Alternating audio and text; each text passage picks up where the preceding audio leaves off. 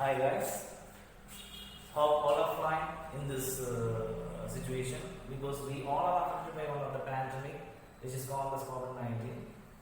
Okay, anyhow, myself Kishore Kumar, your new headmaster in the school where you study, the STEAM school, expert international.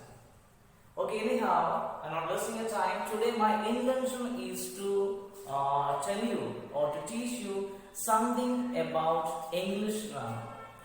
And actually the main problem what I have observed in my experience, while writing the word grammar, most of the students are making mistake. And they used to write G-R-A-M-M-E-R. But the right spelling of this word is G-R-A-M-M-A-R. One who likes your mother. See, listen here. A-M-M-A. Mother. One who likes your mother, you never make mistake in the school while writing this word, especially the spelling mistake. Okay, and today the basic things in grammar, and they are sentences, parts of speech, tenses, many things are there. And my intention is to make you understand what is a sentence and the different kinds of sentences.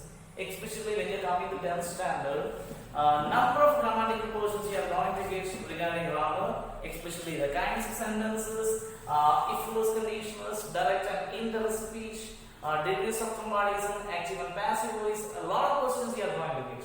So unless you identify or unless you understand what is a sentence and which are the kinds of sentences, it is highly impossible for you to write the correct answer. So first of all, what is a sentence? And most of the students might be knowing this because you might have learned in smaller classes. A sentence is nothing just, and a sentence is a group of words which makes a complete sense or meaning. How do you have learned? A sentence is a group of words which makes a complete sense or meaning. For example, I am teaching English grammar. It's a complete sentence. In the same manner, the sun rises in the east. Tomorrow will be a holiday. And the earth revolves around the sun. And all these sentences, whatever I said, they are the complete sentences and which are having a complete meaning or sense. So, once again, I tell you, a sentence is a group of words which makes a complete meaning or sense.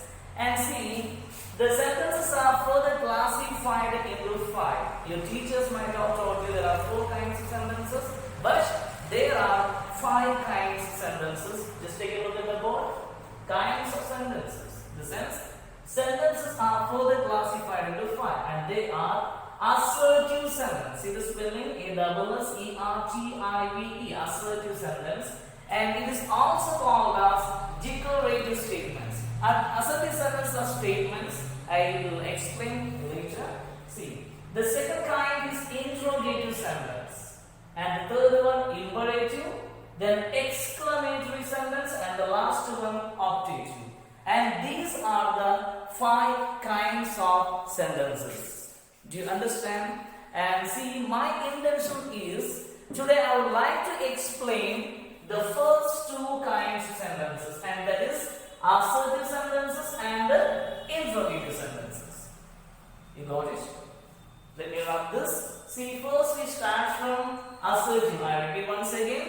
Sentences are classified into 5, and they are assertive sentences, interrogative sentences, imperative sentences, then exclamative sentences, and the last one, optative sentences. And now I shall explain about assertive sentences. As I told you, it has one more name. It is also called as declarative sentence because they are statements.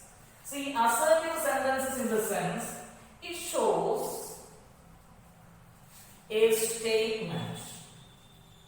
It shows a statement. It may be a positive statement, either a positive statement or a negative statement. Statements are called assertive sentence. And you must understand that an assertive sentence starts with a capital capital letter and always ends with a full stop. Full stop. An assertive sentence ends with a full stop. And see, as I told you, it is nothing, just it shows a statement like tomorrow will be a holiday. I am not going to come tomorrow. Positive, the first example what I said now, and that is a positive statement. And the second one, I am not going to come tomorrow, is a negative statement. So that is the reason. So the same assertive sentences are further classified into affirmative and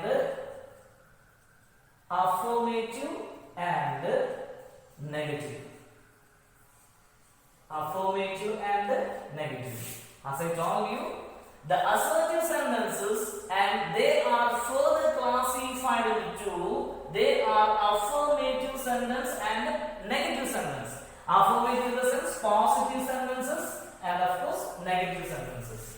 And here you must understand one thing, how to make or how to change a positive sentence to a negative sentence. Do you understand?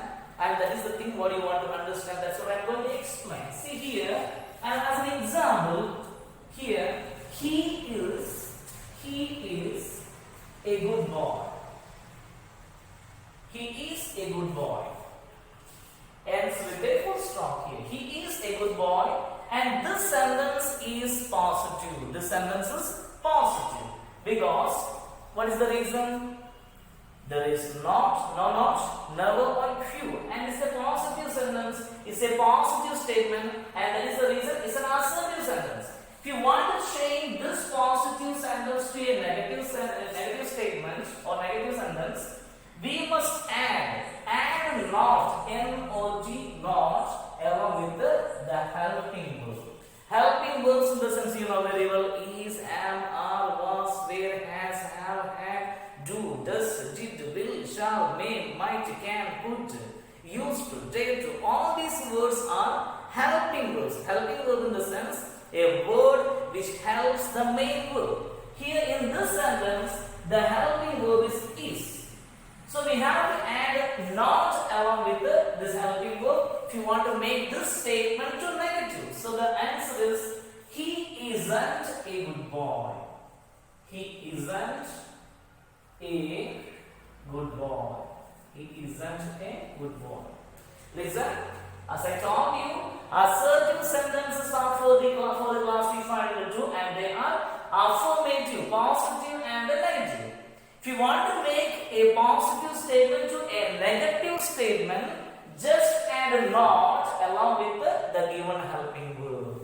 And one more problem is there. See, the sentences which express in simple present and simple past. Simple present and simple past, there won't be any helping verb. For example, she comes today. She comes today. She comes today. How can we write the negative form? As I told you, if you want to make a negative sentence, just add not along with the helping verb. Am I right? Here in this sentence, it expresses in simple present. Subject, here verb 1 plus s. Verb 1 is come. Along with the come, s is added. So I wrote v1 plus s and object. In this sentence, there won't be any direct helping verb. Then how can we add a not? Not to worry. As I told you, this sentence has three parts: subject, verb, and object. Here the verb ends with s. The verb ends with s. That means the last letter along with the verb s is added here. In such cases, along with the verb v1, if s or es or ies is added, we must use just as a helping verb. Do you understand? If along with the verb 1, if s or es or ies is added, we have to use thus as a helping verb in order to make negative and interrogative sentences. See, listen, as I told you, since this verb ends with the yes, so we can write the negative form in this manner: she doesn't come today. She doesn't come today. Does plus not, the short form negative is doesn't. She doesn't come today. I hope you understood. Listen. See here, she comes today. As I told you, to make a negative sentence, just add a not along with the helping verb. In this sentence, there is no direct helping verb because this is expressed in simple present tense. And don't need to worry, just identify the verb. If the verb ends with yes or es or ies, use does as a helping verb in order to make negative and interrogative sentences. Okay, one more example. See, we live here. In this sentence also, we subject live only V1 form. V1 form is given, the exact form is given, and object part. How can we make the negative? Here we are not allowed to use does. Does has to be used if the verb ends with yes or es or ies. Here only V1 form is given. Only V1 form is given. And that is the reason we can use do as a helping verb in order to make a negative sentence. And do plus not, and that is do not. And the negative form is we don't live here. We don't live here. Do you understand? And see one more example. She came today. She came today. In this sentence also there is no direct helping verb subject, but the verb form is to. Come is V1 and the V2 form came is used here. As I told you, there is no helping verb at all. Then how can we make the negative form? As I told you, if along with the verb, if yes or es or ies is there, we can use does. If only V1 form is given, as per the previous example, if only V1 form is given, we can use do as a helping verb. Here V2 form is given. In such cases, if the V2 form is given in the sentence, in order to make negative, we can use did followed by V1 to make the negative form. She came today. The negative form is she did not or didn't. Then V1 come today. I think you understood how to make a negative sentence. Listen, as I told you, see, in order to make a negative sentence, just add not along with the helping verb which is given in the sentence. If helping verbs are not given, if along with the verb, the main verb, if it ends with yes or es or ies, make use of does in order to make a negative sentence. If only V1 form is given, make use of do in order to make a negative sentence. If V2 form is given, make use of did followed by verb 1 to make a negative sentence. I think you understood. Listen. Now I just explained about assertive sentence, and they are just statements, and they are further classified into, and they are which are the affirmative and negative sentences. And the second kind of sentence is interrogative. The second kind of sentence is called interrogative. The name itself, you could easily identify these kinds of sentences. Interrogative sentence. And see, almost all, they will be knowing the name of this punctuation mark. Even KG students, they know question mark. But if any one of the teachers are the same question to a high school student, instead of question mark, you must say that it is an interrogation mark. Question mark, it has one more name, is also called as interrogation mark. A question which consists of an interrogation mark or a question mark is called an interrogative sentence. Easily understand. You can easily understand because an interrogative sentence always ends with a question mark. Is it clear for you? At the same time, interrogative sentences ask a question. They are questioning sentences. Just like assertive sentence, and this two further classified into two, and they are WH questions, and they are WH questions. First one, and the second one, rhetoric questions. Rhetoric questions.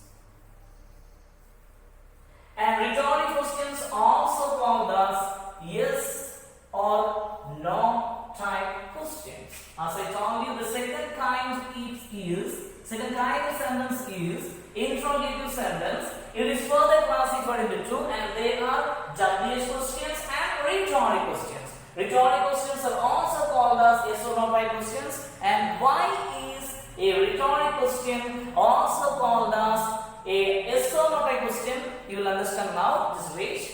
And here WH questions, in the sense there are 9 WH words. There are 9 WH words, and they are what? See, most of the students, they make mistake while pronouncing this word. Everybody pronounces this word in this manner, pronounces this manner. What? It is not what, it is what. Letter is A, but pronunciation is awesome. What? What's the matter? What's your name? What date is today? What day is today? Number of questions we ask regularly by using this WH word, what. This is the most common WH word what we use in our daily speaking. Okay, see. Here, as I told you, if a question starts with any one of these 9 WH words is called as a WH question. As I told you, there are 9 WH words. What, when, where, which, who, whom, whose, why, and how. There are 9 WH words. Which are they?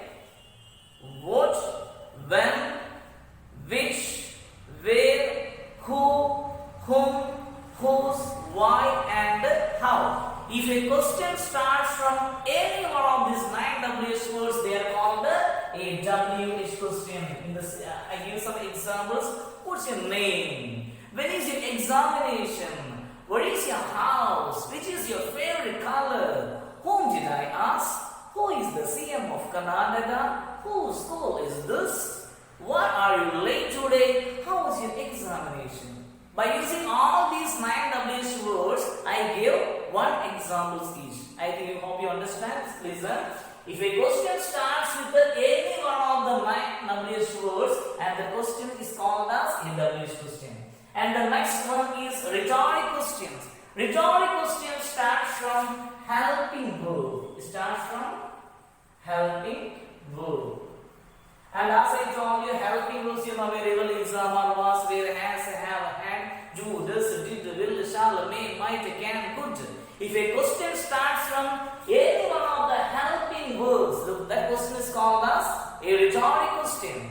And as I told you, rhetoric questions are also called as a so no type question. It is because the answer for a rhetoric question will be always either yes or no. For example, are you intelligent? Yes, I am intelligent. No, I am not intelligent. Are you fool? Yes, I am a fool. No, I am not a fool. See, all these, a rhetoric question has two answers, either yes or no. Do you understand?